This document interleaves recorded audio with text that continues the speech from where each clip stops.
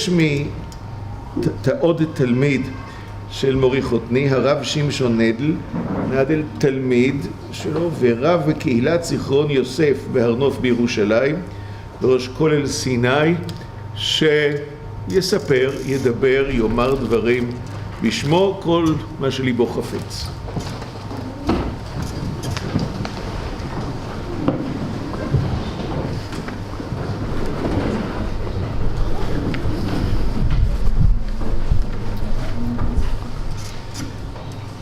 ברשות בני המשפחה, מוריי ורבותיי, at the beginning of our parasha, the Torah relates, Vayavo Avraham lispot l'sarav livkota. Avraham eulogizes Sarah, but the Torah doesn't tell us what Avraham said. Why doesn't the Torah record Avraham's hesped for Sarah? Maybe the answer is simple. How can you ever begin to describe such greatness? Can words adequately describe such a life, such a legacy? I feel inadequate trying to describe the life and legacy of Morenu Harav, Moshe Dovid ben Yitzchak Isaac, Zecher Tzadik Livracha.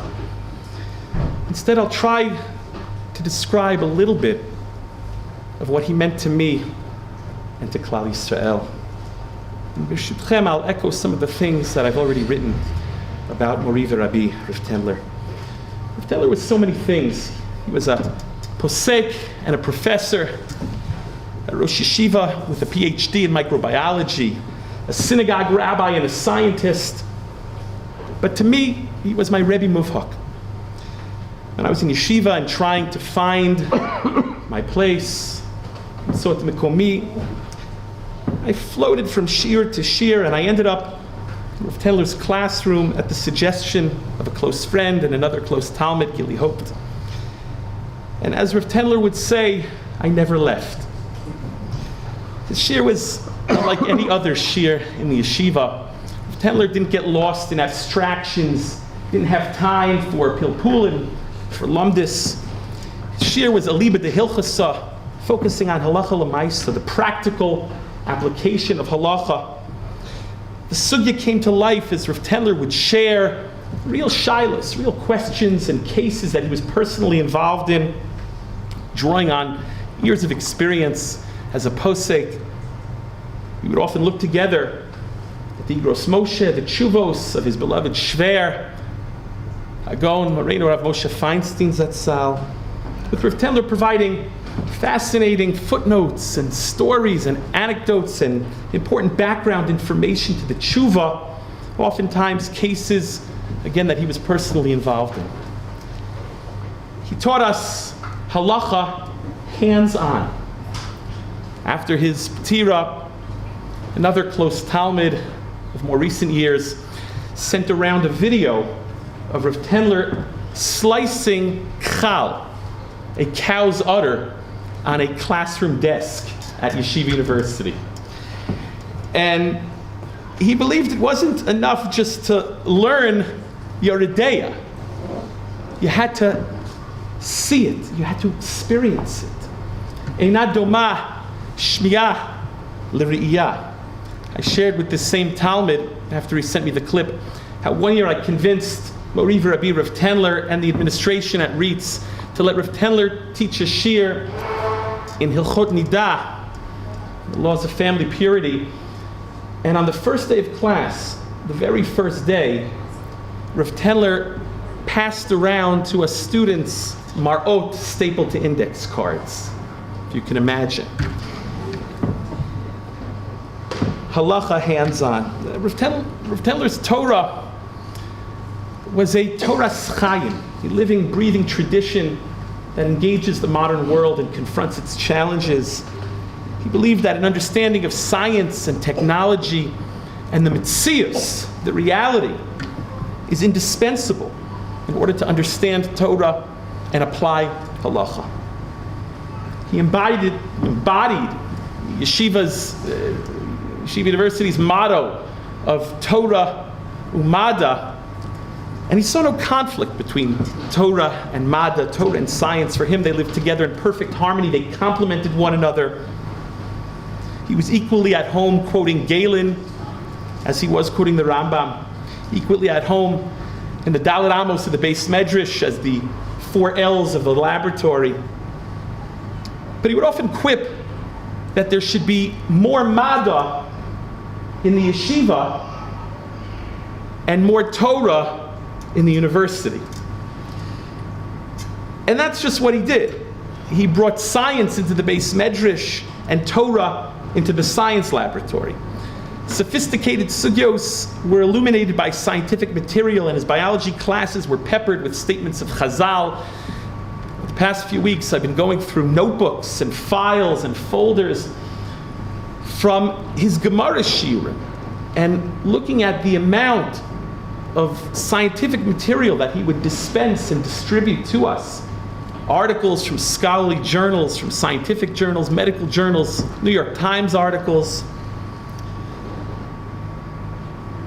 Rav Tendler defined Torah Lishma, the study of Torah for its own sake, as L'Shem Hora'ah, for the sake of being able to rule, to paskin, to render a psak halacha. And he would often invoke the Gemara in Kiddushin and Daf Lamed, Vishinantam sheyu divrei Torah mechudadim beficha, she'im yishal lecha adam davar al tegam gein v'tomar lo ela emor lo miyad. The words of Torah should be sharp in your mouth. So if someone asks you a question, you will not stammer, instead answer him immediately. Rav Tendler was critical of those who spend years studying in yeshiva or kollel, but when you ask them how to make a cup of tea on Shabbos, they don't want to paskin. They don't want to paskin. Rav Tendler wanted his talmidim to be competent and confident in answering a shayla. Often after shir, I would follow him down into his office in the basement of First Hall. I remember how Rav Tendler was so quick. Even at that age, he must have been already in his 70s. This is going back 20 years ago, and he would quickly run from his classroom to his office. Maybe he didn't want us to tell me to follow him, to bother him. He had a lot to do. He's one of the post-Gay door. But I would often follow him down into his office in the basement of First Hall, and it wasn't uncommon for me to be sitting there with him in his office or sitting together with him in his study at his home in Monsey, New York. And we'd be discussing something, and he would receive a phone call, usually from some far-flung place across the great expanses of the globe, on some serious matter. And it wasn't uncommon for Rav Tendler to quickly motion to me to pick up the other phone and listen in on the conversation so I could hear how he would navigate this complex question. He was interested, again, in his talmidim being competent and confident in answering a shayla, knowing how to paskin. It was also the address when the answer was unclear, or the question too great for a newly minted rabbi. We knew we could turn to him. We knew he would guide us. One of the post-Gay Hador was just a phone call away. Always magnanimous, always generous with his time. And it was no surprise that he was so generous with his time and generous with his talmidim. He loved us. Chazal compare the Talmid-Rebbe relationship to the parent-child relationship. Vishinantam levanecha, banecha elu talmidecha. And Rav Tendler treated us like his own children, and our children like his grandchildren. Our smachot were his smachot, our successes were his successes. He was deeply invested in us talmidim. He was so proud of our accomplishments. As you all know, as a posek, Rav Tendler could be unyielding, uncompromising, unapologetic. He was a formidable bar plukta. He could be tough, but with his talmidim, he was loving. He would greet us with an embrace, a kiss on the cheek, sometimes a gentle slap on the cheek or on the head if we asked the klutz kasha. Together with his late Rebbetzin, Aleh Shalom, who one of my daughters is named for. He would open up his home to us, to Shabbos, Yantif, Hanukkah. He was so proud of how he would cook the chicken for the Hanukkah Suda himself. He would give us tips on how to make a good cholent. And I remember the first time I spent a Shabbos at Community Synagogue in Monsey. I was both surprised, but not really surprised, to see that he, the Rav, was also the candy man, giving out treats to all of the children. One time we had the zchus of spending a Simchas Torah there, together with my young family, and Rav Tendler gave out treats and toys to the kids with the same vim and vigor and enthusiasm and joy and love as when he danced with the Torah. On more than one occasion, I brought my Bechor, Shalom, to shir with me when my wife and I had no babysitter. And while most Rosh Yeshiva and professors would find that to be a distraction, Rav Tendler quoted the Yerushalmi, which relates how the mother of Yehoshua ben Chananya brought his crib into the Beis Medrash, Yishvil she'yidabku oznav b'divrei Torah, in order that his ears would cleave to the words of Torah. I remember once how Rav Tendler gave my son his ring of keys, this very large ring of keys, so he gave it to my son to play with. And of course, to my horror, my toddler puts these dirty keys into his mouth. But Rav Tendler said it was fine, and who was I to argue with a world-class microbiologist who had developed the cure for cancer in the 1960s. Rav Tendler was a towering intellectual giant, but at the same time, as you all know, he was very down-to-earth and approachable, famous for his sense of humor, his sharp wit and biting sarcasm, always quick with a comment or a comeback. I remember once how a Talmud asked him about a certain cake, a certain dessert that was made with dairy equipment, and he wanted to know if it can be eaten together with meat, and Rav Tendler wondered aloud if this product should be eaten at all, given just how unhealthy it is. In Shir, Rav Tendler would regale us with stories. We were transported to a long-lost world, which he called a small shtetl in Europe that he grew up in, the Lower East Side of Manhattan. He connected us to the Gedolim of previous generations, Rav Henkin, Rav Soloveitchik, Rav Kahaneman, Rav Hutner, the Lubavitcher Rebbe. Often, while relating a story about his beloved Shver, Moshe Feinstein's Zatzal, Rav Tendler would have to hold back the tears. For Rav Tendler, these stories and anecdotes were not Bittul Torah. He was connecting us with the Masorah. He taught us more than just a blot Gemara. He gave us a glimpse into greatness.